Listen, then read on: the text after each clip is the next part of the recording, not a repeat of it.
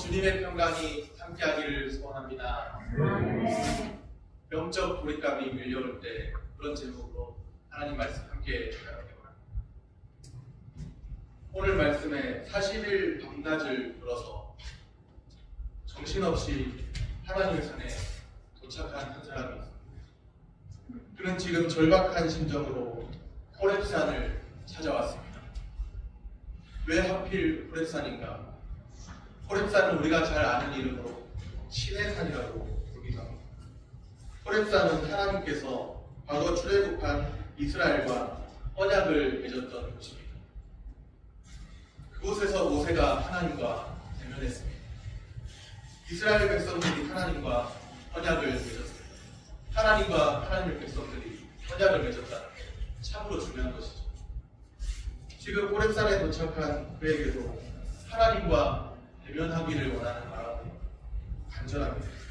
혹시라도 그곳에 가면 언약을 맺었던 곳인데 혹시라도 그곳에 가면 하나님을 만날 수 있지 않을까, 이런 마음으로 호렙산을 찾아온 것 같습니다. 이 사람이 누구인가요? 엘리야입니다. 엘리야는 호렙산의 어느 굴에 들어갔습니다. 동굴 같은 그런 굴에 들어갔다는 거죠. 거기에 그 굴에 머물러 있었습니다. 다른 사람들을 피해서 하나님을 만나려고 그런데 호렙산에 와서 굴 속에 들어와서 머물러 있었습니다. 이때 여호와의 말씀이 그에게 임합니다. 9절 말씀입니다. 엘리야가 그곳 굴에 들어가 거기서 머물더니 여호와의 말씀이 그에게 임하여 이르시되 엘리야야, 내가 어찌하여 여기 있느냐? 주님의 말씀, 굴 속에 들어가 머물러 있었는데 낙심한 마음도 있고 또 어떻게 하나님을 만날 수 있을까, 그런 마음도 있는데 엘리야야, 내가 어찌하여 여기 있느냐? 그렇게 주님이 말씀하십니다. 엘리야는 갈멜산에서 우리가 잘 아는 대로 바알 선지자들과 대결했습니다. 450대 1, 850, 혹은 또 어떤 분들은 850대 1 이렇게 이야기하는데 그렇게 대결해서 위대한 승리를 거둔 적도 있죠. 갈멜산에서 엘리야가 바알 선지자들과 대결한 것을 이스라엘 백성들이 분명히 봤습니다. 하늘로부터 여호와의 불이 내려왔습니다. 불의 선지자라 불리는 엘리야죠. 여호와께서 이스라엘의 참 하나님이심이 명백하게 증명되는 순간이었습니다. 엘리야는 갈멜산에서 그 위대한 승리로 인해서 세상이 바뀌리라 기대했죠. 여호와와 바알을 겸하여 섬기고 혼합주의 신앙이 끝이 나게 되고 여호와 신앙으로 이스라엘은 돌이키리라, 그렇게 여겼습니다. 그런데 결과는 엘리야가 기대했던 것과는 다릅니다. 이스라엘이 변화되기는커녕 오히려 엘리야는 철저한 바알 숭배자 이세벨에게서 생명의 위협을 당합니다. 바알과 아세라의 상징이 아합 정부이고 북이스라엘 왕국의 아합 왕과 그의 아내 이세벨이 있는 한 이스라엘의 회복은 불가능해 보입니다. 하나님을 위하여 열심히 주의 사역을 감당했건만 뭔가 소망이 보이지 않고 회복이 보이지 않는다. 이스라엘의 철저한 개혁을 단행하고 여호와 신앙을 회복하는 것이, 하나님 중심의 신앙을 회복하는 것이 불가능해 보였습니다. 여전히 바알 숭배자들 존재합니다. 어쩌면 자신의 목숨이 위협당하는 것보다 이것이 엘리야를 더 힘빠지게 한 것 같습니다. 여호와 신앙을 회복하는 것, 하나님 중심의 신앙을 회복하는 것이 그렇게도 어렵다는 그런 생각이 든 것 같아요. 밑빠진 독에 물붓기 같은 그런 느낌이 들었죠. 아무리 해봐야 소용없는 일로 여겨졌습니다. 한계에 부딪혔고 낙심이 밀려왔습니다. 왜 북이스라엘과 남유다가 역사 속에서 멸망하게 되는지 그 이유를 아세요? 지금은 아니지만 나중에 북이스라엘과 남유다가 멸망하게 되는데 왜 역사 속에서 멸망하는지 그 이유를 아시나요? 다윗의 길로 행하지 않고 여로보암의 길, 아합의 길로 행하였기 때문이에요. 이것이 열왕기 사가가 보여주는 열왕기 사가의 관점입니다. 열왕기 사가가 엘리야를 통해 보여주려 하는 것이 있다는 것이죠. 사가마다 보는 관점이 있습니다. 어떤 역사학자들은 민족주의 사관의 그 관점으로 역사를 보기도 하고, 또 어떤 역사학자들은 실증주의 역사, 실증사학의 관점에서 역사를 바라보기도 합니다. 여러 관점이 있다는 것이죠. 열왕기를 기록한 이 열왕기 사가도 어떤 관점을 가지고 열왕기 상하를 기록했습니다. 다윗의 길로 행하는 것이 옳은 길인데 다윗의 길로 행하지 않고 여로보암의 길로 또 아합의 길로 따르는 왕들이 있습니다. 그것이 망국의 원인이랄. 열왕기 사가는 엘리야를 통해 그 심정을 잘 표현해주고 있습니다. 엘리야가 볼 때 아합 정부는 무너져야 합니다. 바알 숭배의 상징인 아합 정부는 무너져야 합니다. 바알과 아세라의 상징, 그 심장부와 같은 아합 정권은 무너져야 합니다. 그런데 현실의 벽은 너무도 두꺼웠죠. 발멜산의 그 대결 이후에도 여전히 아합 정부는 건재한 상태로 있습니다. 이제 엘리야는 거의 탈진 직전까지 온 것 같아요. 그래도 일말의 희망이라도 붙잡아 볼 그 마음으로 호렙산까지 찾아온 것이죠. 그런 엘리야에게 임한 여호와의 말씀입니다. 내가 어찌하여 여기에 있느냐. 주님의 말씀, 잘 아시는, 전능하신, 다 아시는 하나님께서 몰라서 묻는 것이 아니겠죠. 주님의 말씀은 지금 엘리야의 그 상태를 스스로 돌아보게 하는 물음입니다. 자신을 돌아보아 성찰하게 하는 그런 물음이죠. 실패와 좌절을 경험한 엘리야입니다. 그 엘리야가 하나님 앞에서 자신을 재발견하게 하는 물음입니다. 하나님 앞에서 자신을 재발견하고 소명을 회복해야 합니다. 주님은 우리에게도 물으십니다. 너가 어찌하여 여기에 있느냐? 여기에서 무엇을 하고 있느냐? 동굴에 갇혀서, 동굴 안에 여기에서 무엇을 하고 있느냐? 너의 소명을 감당해야 되지 않느냐? 오늘 우리도 주님 앞에서 자신을 재발견하여 소명을 회복하시기를 소원합니다. 내가 어찌하여 여기에 있느냐? 주님의 물음에 엘리야가 어떻게 대답하나요? 10절 말씀입니다. 10절을 우리 같이 한 목소리로 읽겠습니다. 그가 대답하되 내가 만군의 하나님 여호와께 열심히 유별하오니 이는 이스라엘 자손이 주의 언약을 버리고 주의 제단을 헐며 칼로 주의 선지자들을 죽였음이오며 오직 나만 남았거늘 그들이 내 생명을 찾아 빼앗으려 하나이다.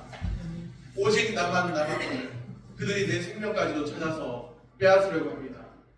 영적 고립감입니다. 지금 엘리야는 자신의 영적 고립감을 표현하고 있습니다. 아합 정부에 대항할 선지자들이 이제는 하나도 남지 않았습니다. 홀로 남게 되었습니다. 절망이 배어있는 오직 나만 남았습니다.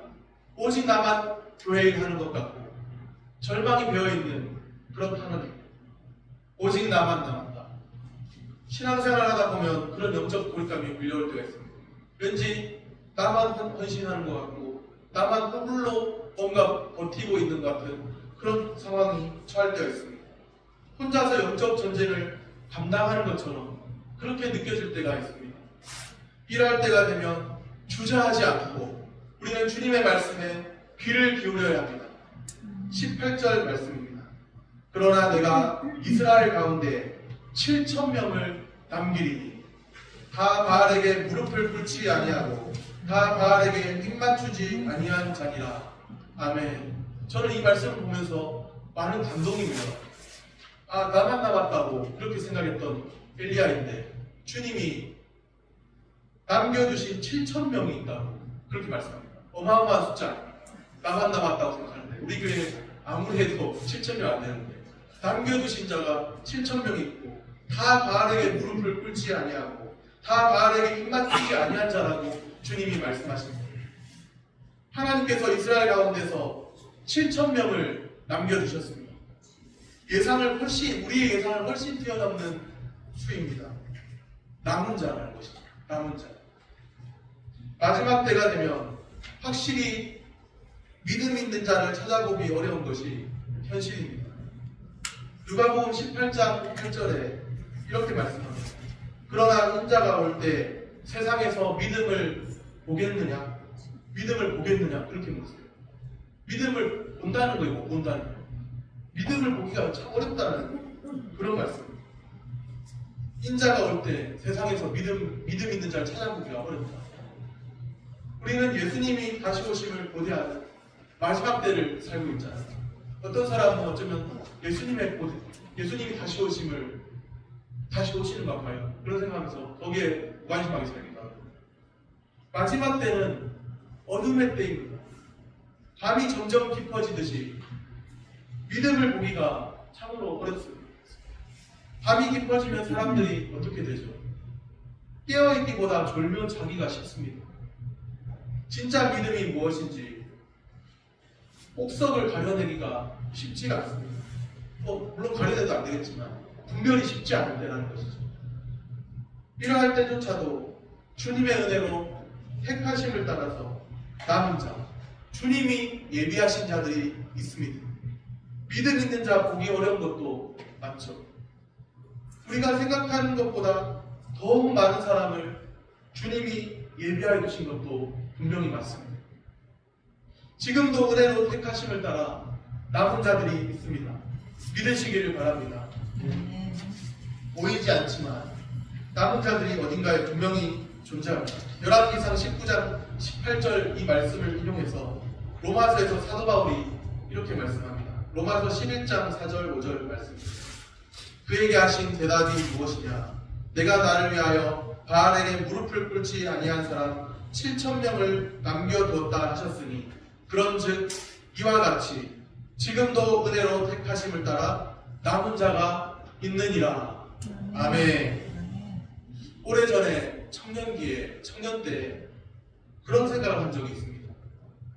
마지막 때, 예수님이 마지막 때를 말씀하시고 인자가 올 때를 말씀하시고 하셨는데 마지막 때 믿음 있는 자는 얼마나 될까?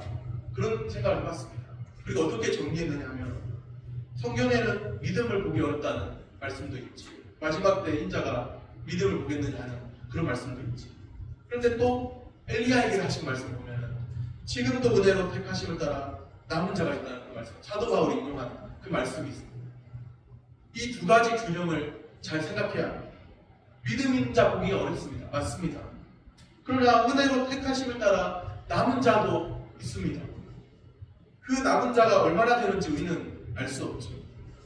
그러나 우리가 예상하는 것보다 주님 나만 홀로 남았습니다. 그렇게 말할 때 주님이 말씀하신 것처럼 남겨두신 자 7,000이 있다 말씀하신 것처럼 우리가 예상하는 것보다 더욱 많은 사람이 있습니다.